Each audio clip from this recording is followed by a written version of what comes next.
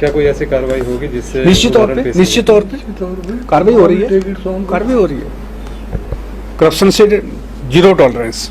कोई ऐसा बोले भी करप्शन करे और उसको हम बोले भी इसको छोड़ दो, जीरो टॉलरेंस। प्रश्न ही पैदा नहीं होता कि कोई किसी कर्मचारी, किसी अधिकारी, किसी और कोई ऐसी करप्ट एक्टिविटीज करता है और हम उसको बोले भी इसको बचा लो, नेवर।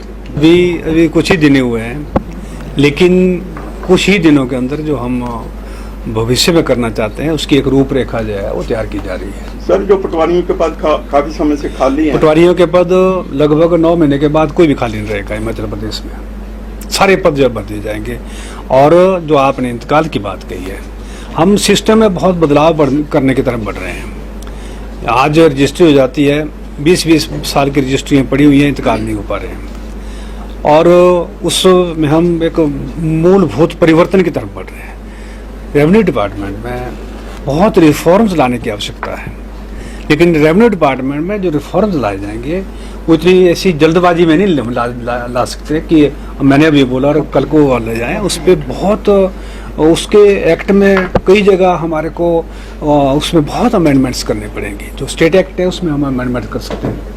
हम कैसे राजस्व विभाग की सेवाएं जो हैं उसका सरलीकरण करें, हम उस सरलीकरण की तरफ बढ़ रहे हैं। उसमें मैंने एक 23 इसका जो है मेरी एक तरफ से आए हुए कि 23 ऐसे इश्यूज हैं जिसका मैंने सभी डिप्टी कमिश्नर को, सभी तहसीलदार को, सभी डीसीज को और सभी डिविजनल कमिश्नर को भेजा हुआ है।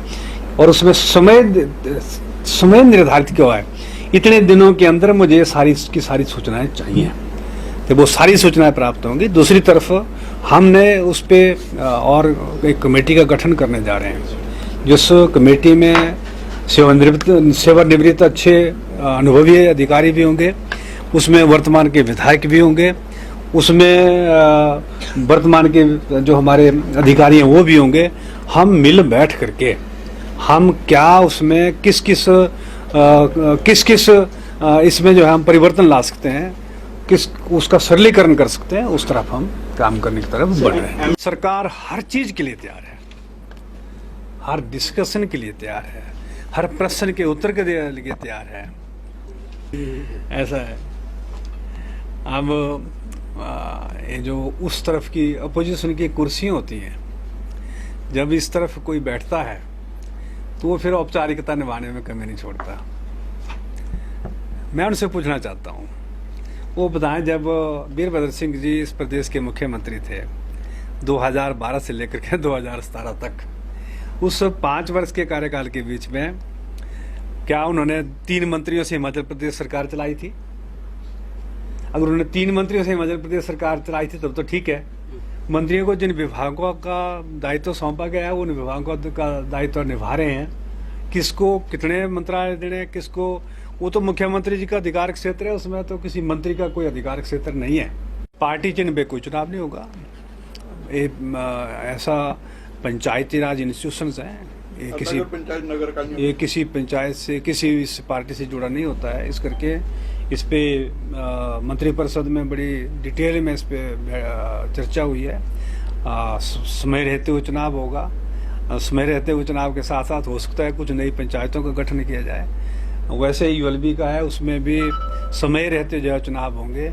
कुछ यूएलबी जो है उसमें नया एरिया शामिल किया जा सकता है, कुछ यूएलबी से नया एरिया काटा भी जा सकता है। तो वो सारा कुछ जो है वो मंत्रिपरिषद के अंदर बड़े बहुत विस्तार से इस पर लंबी चर्चा हुई है, और लंबी चर्चा के उपरांत जो है निर्णय लिए गए हैं। सर, मेरे 35 साल जो है विधानसभा में पूरे होने जा रहे हैं। धारा 118 का अगर सबसे ज्यादा दुरुपयोग हुआ है तो कांग्रेस के समय में हुआ है। भारतीय जनता पार्टी के समय में धारा 118 का कभी भी कोई उल्लंघन नहीं हुआ। आज धारा 118 के केसेस को हम टोटली ऑनलाइन करने जा रहे हैं। ना मिनिस्टर के पास, ना मुख्यमंत्री के पास, ना निचले स्तर पे, नीचे से और टॉप तक सीधा ऑनलाइन होगा सारा सिस्टम। ऑनलाइन ही उसकी परमिशन मिलेगी। किसी बीच के बिचौलिए को बीच में आने की कोई गुंजाइश ही नहीं छोड़ेगी। कब से शुरू होगा जी ऑनलाइन? तुरंत शुरू होगा, तुरंत। कोई डेट भी नहीं? उस वक्त तक कोई धारा 118 की परमिशन नहीं दी जाएगी।